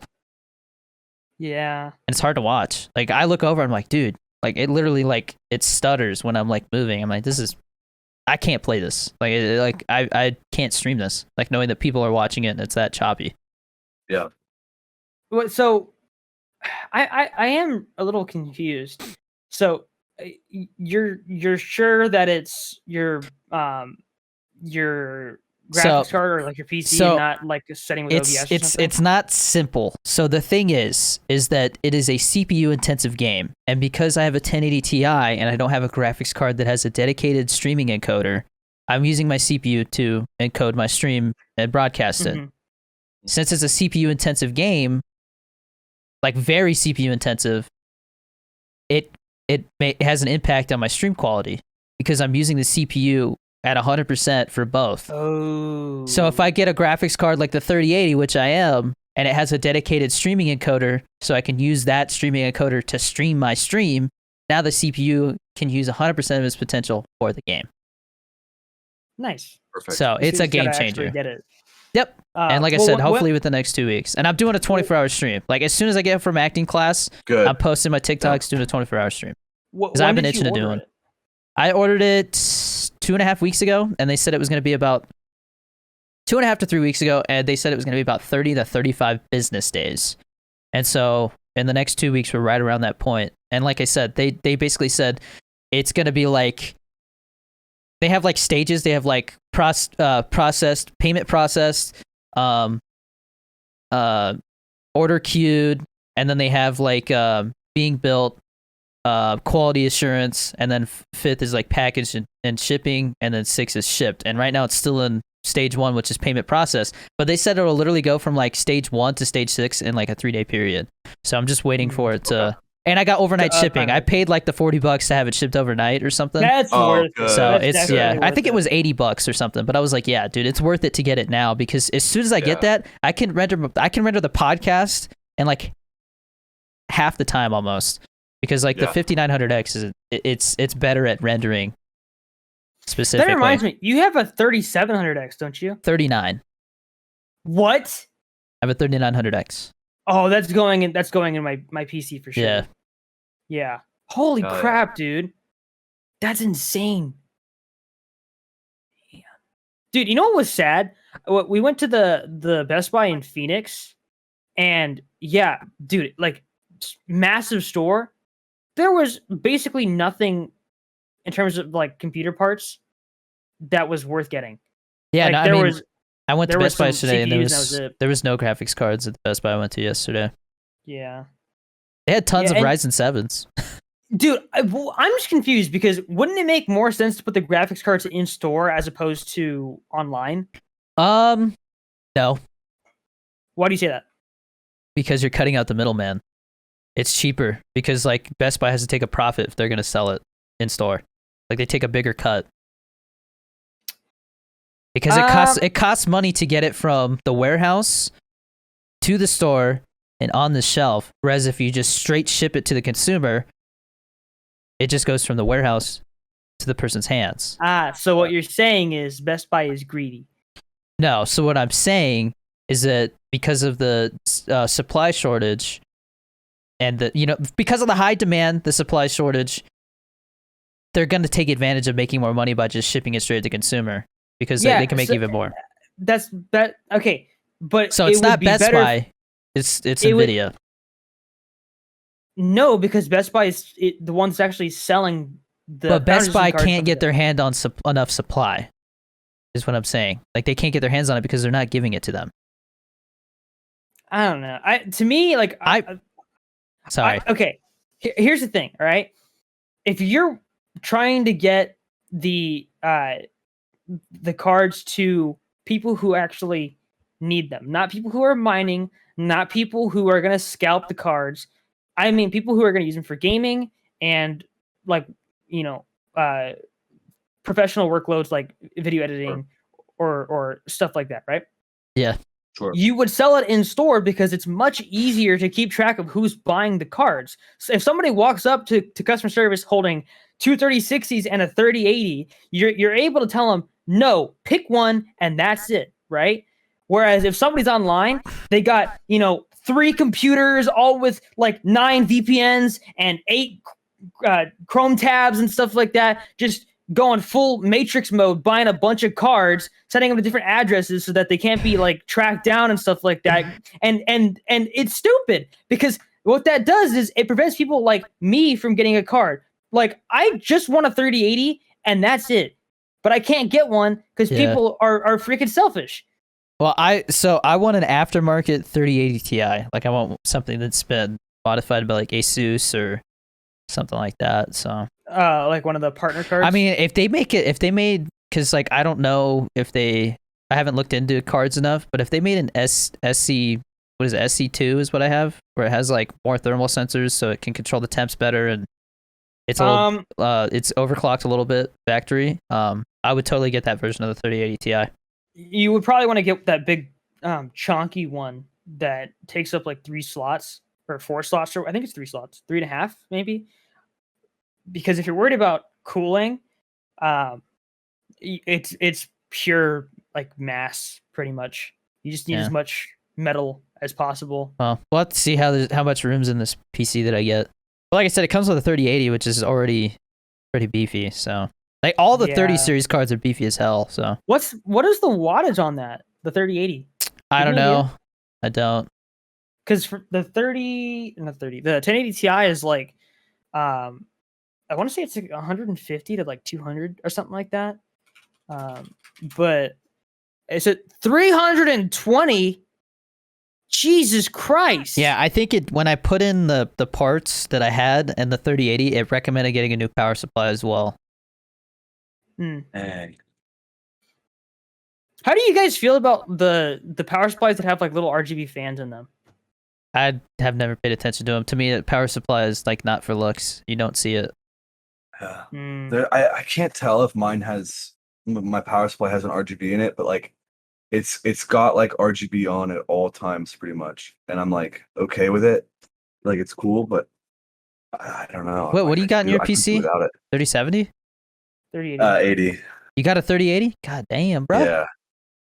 It was You better be pre-built though. using- That's like a So's mine. okay, Literally, all I'm gonna do is swap out the graphics cards. I gotta look into it more, Chris, because I'll be honest, I'm a dummy when it comes to PC stuff. But when I get my new PC, all I have to do is put in my SSDs, and I'm like good to update everything and be good to go. Like I don't have to like do anything else. If the worst that can happen is it might tell you to like buy a new Windows license or something, but I'm pretty chances of sure that it comes happening with are pretty one. Low. Ooh. Yeah, pre-built. I mean, they have to. I'm pretty sure pre-built computers are legally obligated to ship with Windows. Okay, well then I would recommend taking that drive out that has the OS on it and saving it for like another computer. That way you don't have to buy another license. Okay. I mean, I really don't care. I'm just gonna. I just want to plug it in and get going. Yeah, I'm just saying because I don't care. No, just Jesus. No, I'm serious. I don't know if I'm ever gonna of build my own PC again. I think I'm just gonna go with pre-builts. Well, I mean, if you were to like build a second one, or if you were to give one to Spicy or something like that. Maybe, yeah.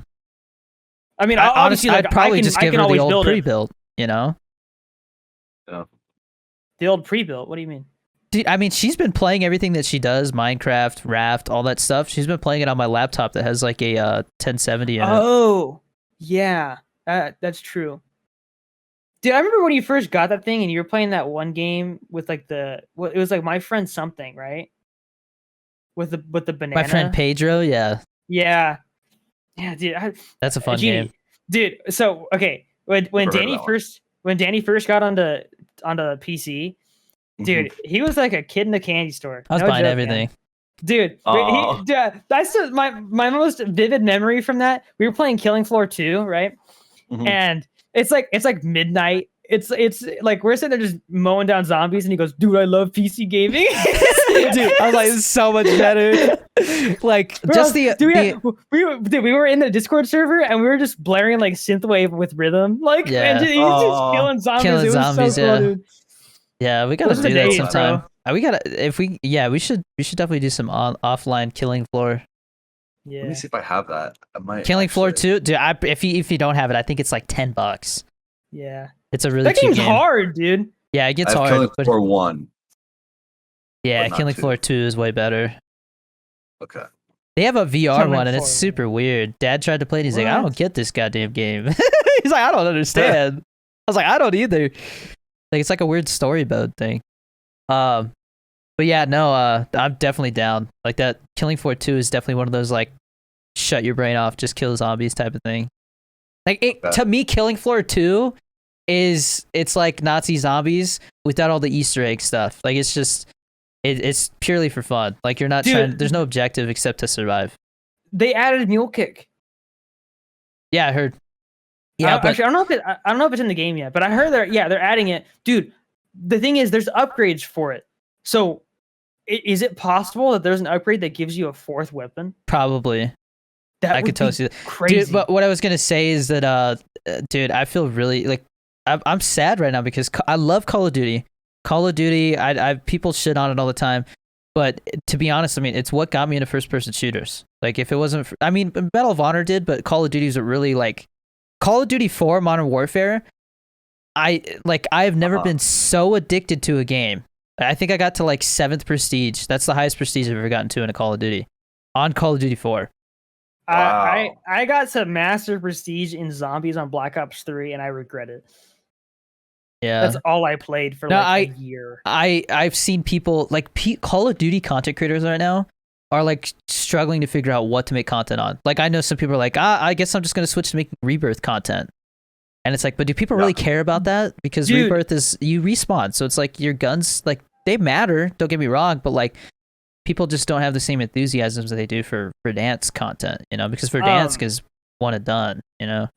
All that I really seen is like either people making fun of like stuff that happens in Warzone matches, like somebody getting juked or something like that, or it's people doing like game modes. So like it'll be like hide and seek or like vehicles only or whatever. Which Benjamins did that, and I gotta say, vehicles only by far I've done that, the most fun. Yeah, I used to do it, but after a while it gets old, man. Like, because I mean, there's only so many. Yeah. Like it was fun. I did do that, but I mean, to be honest, the thing that really stopped me from playing Warzone anymore was the friends list. Because so many people have left the game. Oh yeah, dude. Like sure. Half my friends list is not even active players, but if I delete one of them, it breaks the whole friends list. So like I can't clear out my friends list. And so like because of that, I can't do customs. When I do play Warzone, I struggle to find people who are actually playing Warzone and they're not just idle or playing Rebirth or you know what I mean? Like it's just I don't know. Like it's Fortnite frustrates me because like I get spammed with like I'll get like 50 friend requests in like a minute and I have to find the people that said that they wanted to play first that I said would get in. But then sometimes their name shows up as a PlayStation name and the name they gave me is an Epic name. And so this and that. So sometimes that's frustrating. But when I delete somebody on Fortnite, it doesn't break the friends list. And when I add somebody, they show up right away. I don't have to like go play a game and come back and hope that they finally show up on my friends list. You know what I mean? So I hope, and I without a doubt think that because of this, they're going to come out with a Warzone 2. Like that's the plan. Like there's no way they're not going to do a Warzone 2, and I feel like focus is shifted to that. I have very little faith that they are looking at Warzone as something that can still be successful again. I feel like they're like this Pacific map is, I mean, it's going to have a small influx of people, but that when people realize it's just, Warzone with World War II weapons added, they're just going to be like, it's still a broken ass game. It is. Did Vanguard get delayed, by the way? Nobody knows what the hell's going on with that game. We should see something soon. And if we don't, there's a chance it's been canceled. And if it's been canceled, what the hell are they going to do? Because they have nothing planned. Modern Warfare 2 multiplayer or something. I've heard that. If they did Modern Warfare 2 multiplayer, I'd be obsessed with that, I'm going to be honest. I'd play the crap out of it. Yeah, if it's got all the old maps and stuff from Modern Warfare 2, yeah.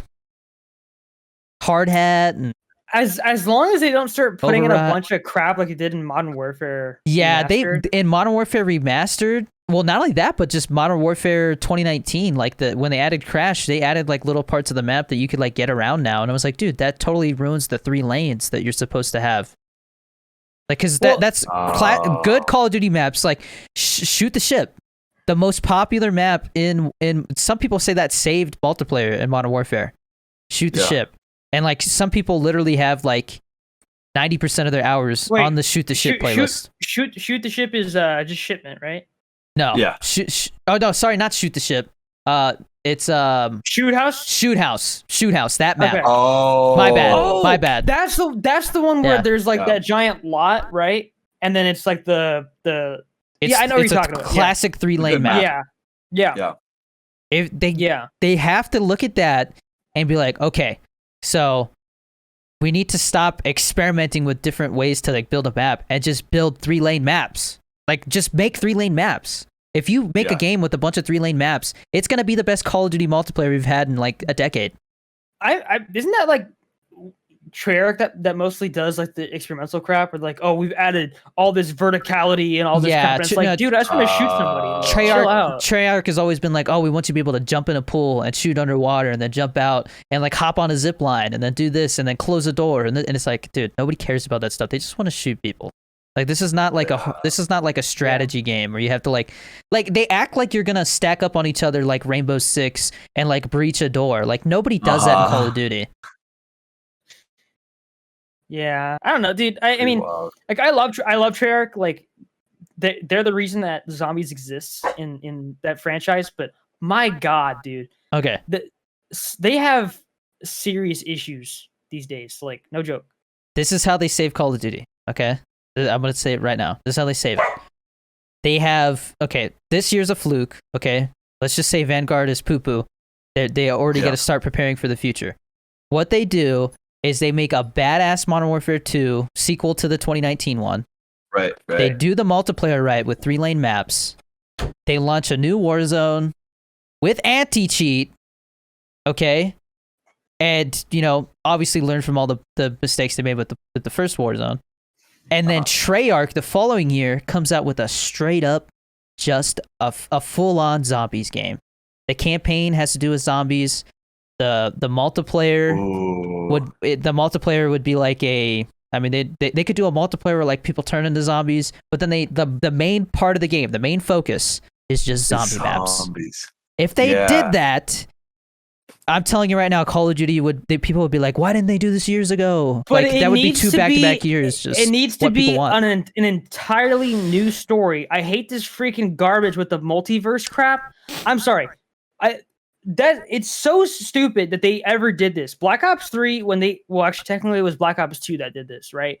But when they started introducing like, oh, we have the original crew, but they're from a different timeline where it happened in World War I instead, and this crap, and Rick Top is not crazy, and Samantha suddenly has an American accent. It's like, what the heck is happening, dude? I liked original, like, people who were just completely out of their minds because they were being affected by like the radiation from Element 115 in World at War and Black Ops. That was great. That crew was awesome. The maps were great.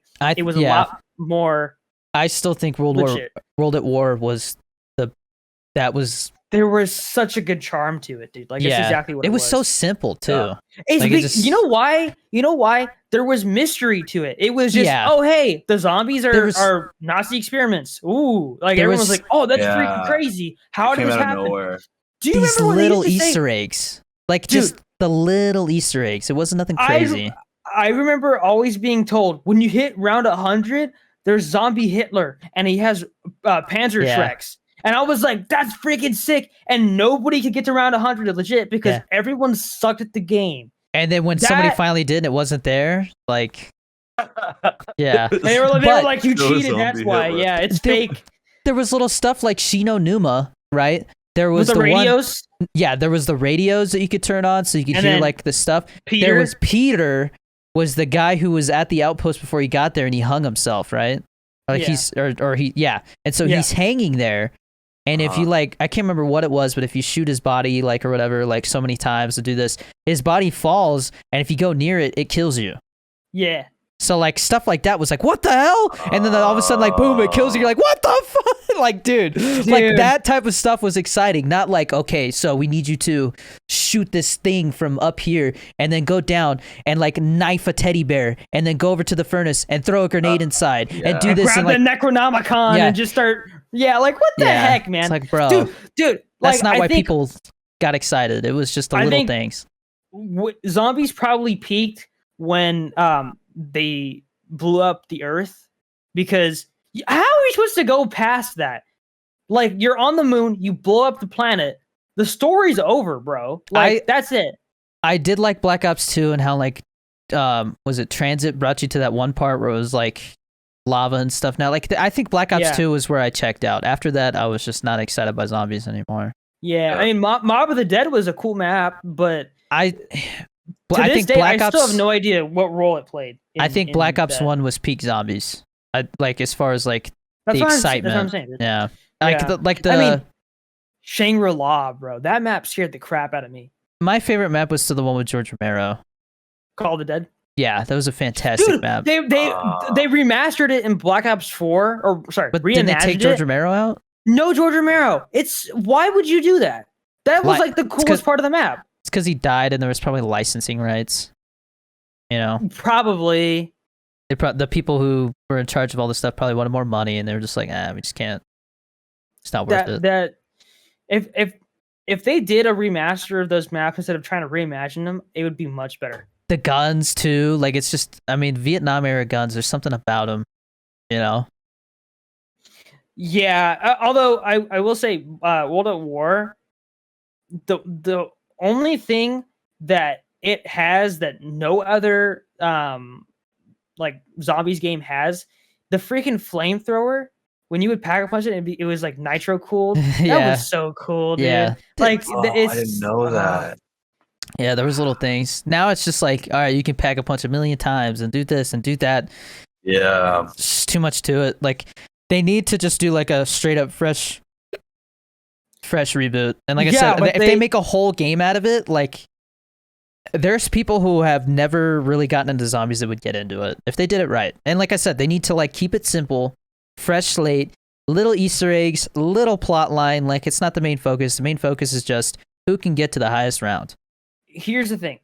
So what they need to do is they need to go back to the original premise they had, which is, it's Nazi experiments, right? Because that's cool. It's you put a bunch of conspiracy theories in there and stuff like that.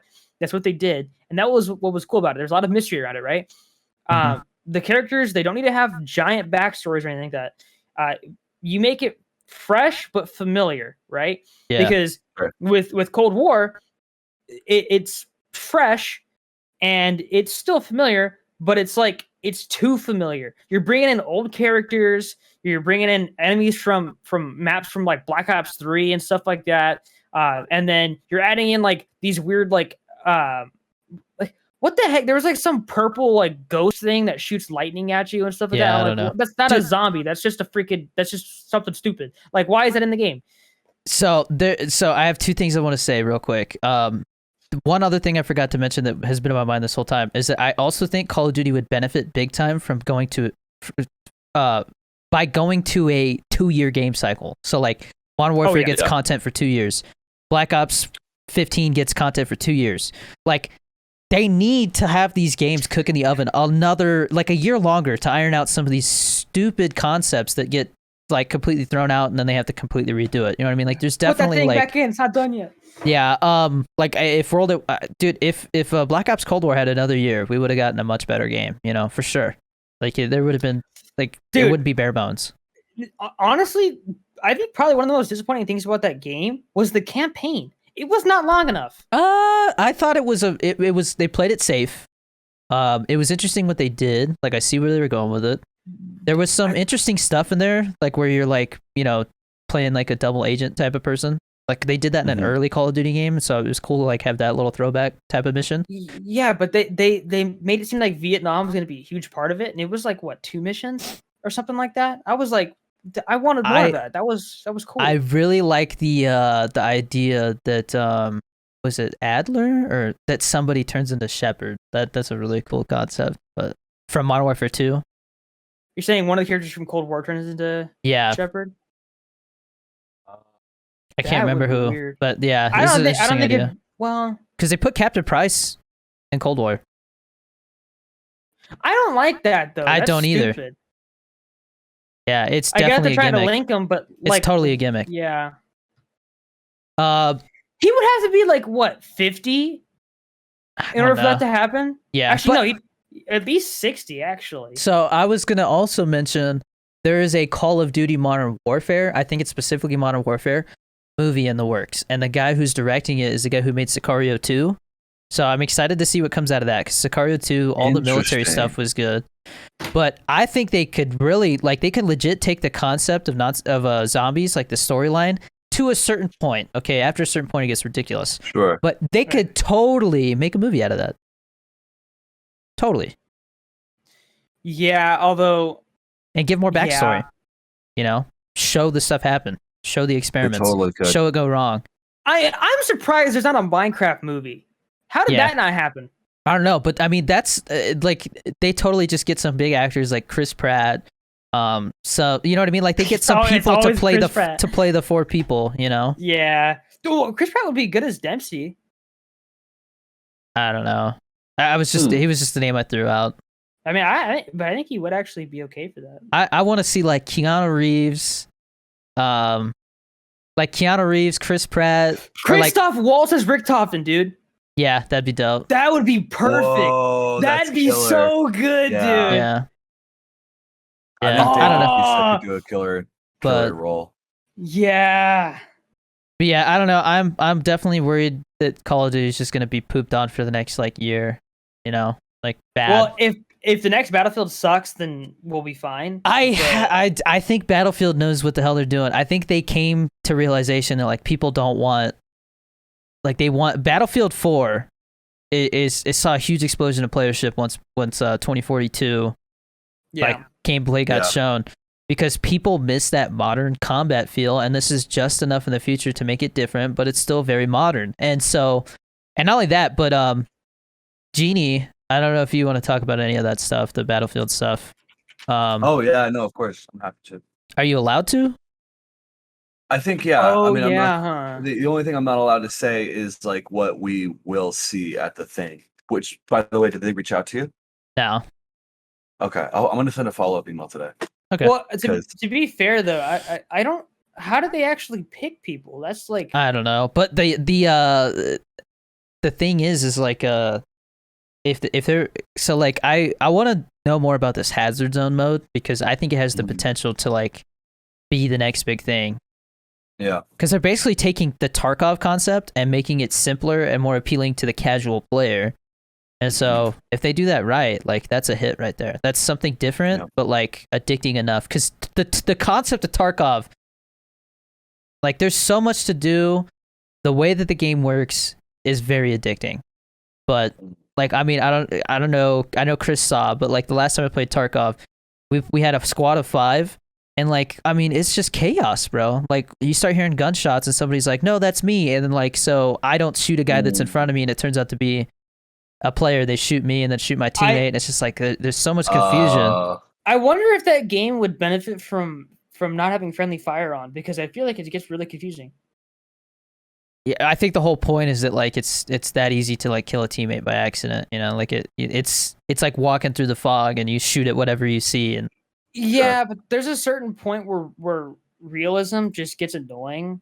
See, but that's the thing, is like the developer of this game straight up said, I don't want you to have fun playing this game. I want it to be a stressful experience. I want it to make you pissed off, because when it feels like that, when you get good at it, or you get out and like get good loot, like it feels that much more rewarding. Yeah. So, and it's like real life. So, dude, I mean, you literally have to perform self-surgery on yourself, dude. in the game. I'm sorry. That game is realistic to a point. I still remember there was a time we loaded in and Danny pulls out like 10 jars of mayonnaise and starts eating them so he can get his metabolism skill up. What do you like? Why? Why is that a mechanic? Wow. I don't know if that's a thing anymore. Jars of mayonnaise. Yeah, literally, he was eating mayonnaise. I was just sitting there. Yeah, all I hear is him. I'd kill myself. And I'm like, dude, could you cut it out? I want to play the game. He's all, I'm trying to get my metabolism up. I'm like, what are you doing? I'm literally slapping jars of mayo for like 5 minutes in the game, like hiding in a corner, just eating mayonnaise. Yeah.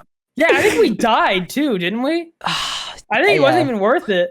Yeah. Oh, dude, I mean, mayonnaise. Yeah, because I spent mayonnaise was expensive because everybody knew that that's what you use to get your metabolism up easy, and so that's so gross.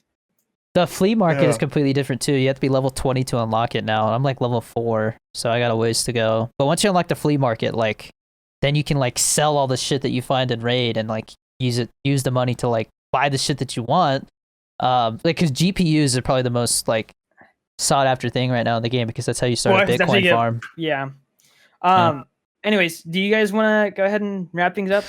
Yeah, I gotta get going. We got stuff to do. We gotta go pick up the cat. I would like to stream today. You guys want to?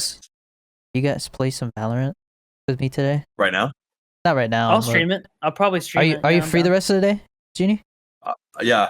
I have a call at like 12:30. I gotta take, and then. Oh yeah, you're good. The rest, so we can pick up the cat anywhere from like 2 to 5. So like, cause the lady who does the adoption stuff over at the PetSmart. She's like a volunteer, but she's taking the cat to go get his rabies shot. Okay. And then we can go pick the cat up. So I don't know exactly what time, but I plan on streaming after we get home. Okay. I'm pretty sure Genie gonna be has like late. a dump. He has a dump scheduled for like 4:30 or something like that. So just be aware of Oh, okay. Yeah. But, it's dude, gonna be a sad dump because I'm gonna have to hobble over to the fucking. that. my Oh no, I'm sorry. I was like, no, I was like hopping around and Now shit. I was now I just feel bad. no, it's funny. I mean, yeah, you're right. I wanted to talk about one thing before I go. Yeah. Did you guys both watch the vlogs? The vlogs that I did? Yes, I didn't get a chance to. I watched all 3. Got any feedback for me? Be honest. So if there's one thing I would go do more different, places, just do it more. yeah. So the one complaint I got is that people were like, it didn't need to be 3 parts, but I was trying to get it out as fast as I could, and so like I split it up so that like I could get something out, finish the rest, get something out, Yeah. finish it completely. Yeah. So like the 4th of July one, I think it's gonna only be 2 parts, even though it's like 4 days, because we didn't film as much because it was like we're spending time with family. You know, I didn't want to like get too invasive. But we'll see. Like I don't feel as rushed to get the 4th of July footage out because like 4th of July is already come and gone, so like it doesn't matter when I put it out now. Now it's more of just like people want to see more. But Yeah. we'll see. But I had a lot of fun doing I it. think- It's the music and stuff like that is what I had fun messing with. Yeah, it was like really. I was like really.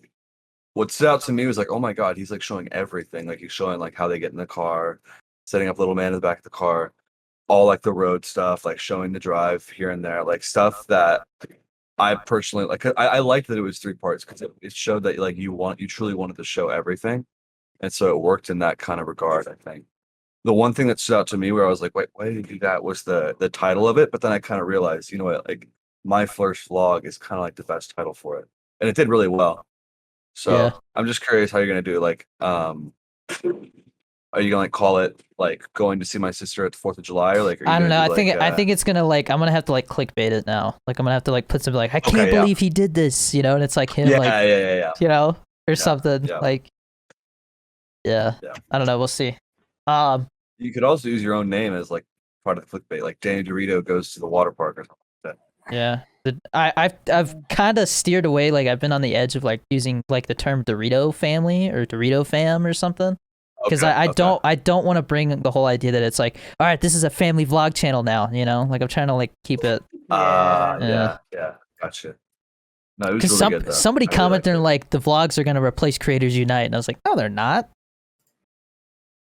I will be honest. So this week, because I reached out to a guy and I was like, sweet, this guy's like an actor and he does skits on TikTok, and like the guy's hilarious. And I was like, okay, cool. Like he said he'd do it, and then so like I thought he would do it this week, but he was like, no, actually I can't do this week. Let's set something up for next week. So now I gotta find a guest for this week, and I don't know who I'm gonna get. So I gotta like figure out. I think I'm gonna have a repeat guest on, like maybe Chunky Hustle or something. Okay. But we'll see.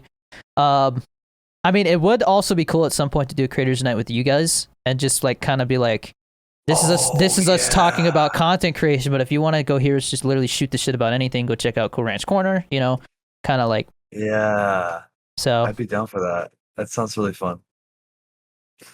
Yeah. Bottom line is, I think I'm gonna stay bald, and dude, I like it.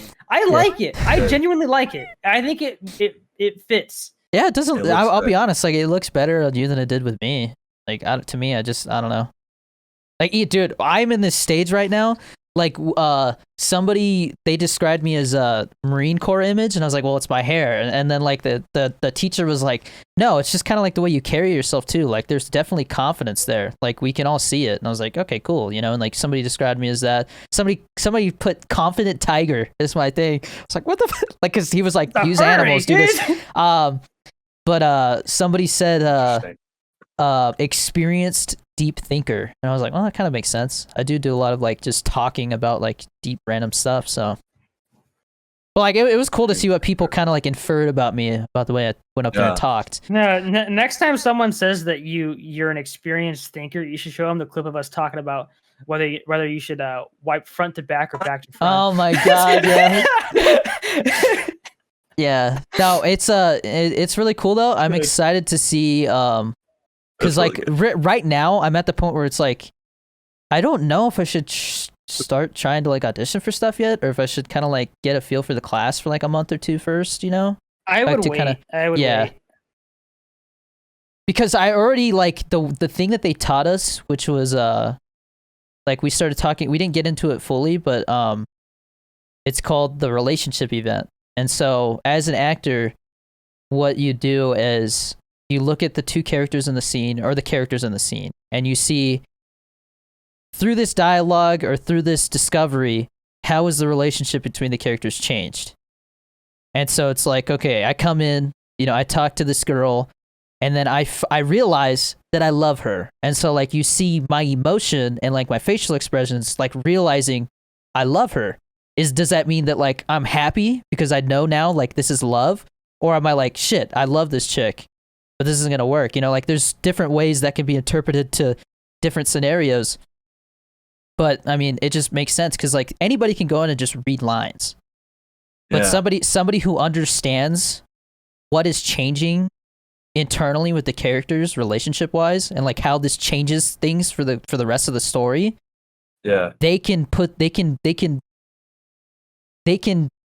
basically put themselves in the role and be like, how would I react to this knowing that like I feel this way, you know? And so like to me it was like this totally changes like how I look at scripts and how I'm going to write scripts, because now I know that that should be the focus, you know? Is like what the meaning behind the dialogue shouldn't just be like to pass time. It should be like there's something happening with these two characters that changes something else down the line. You know what I mean?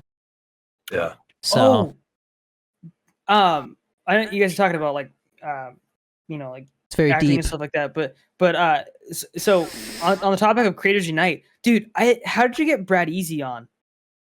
I did Jeopardy with him. Oh, because dude, I like, so you had two like back-to-back guests that I had like seen like just in general like on my For You page, and I was like, holy crap, like Yeah. those are Yeah. that's awesome, dude. Brad Easy's been hanging out with Bryce Hall this past like weekend or whatever in LA. Yeah, I know, I noticed. Yeah.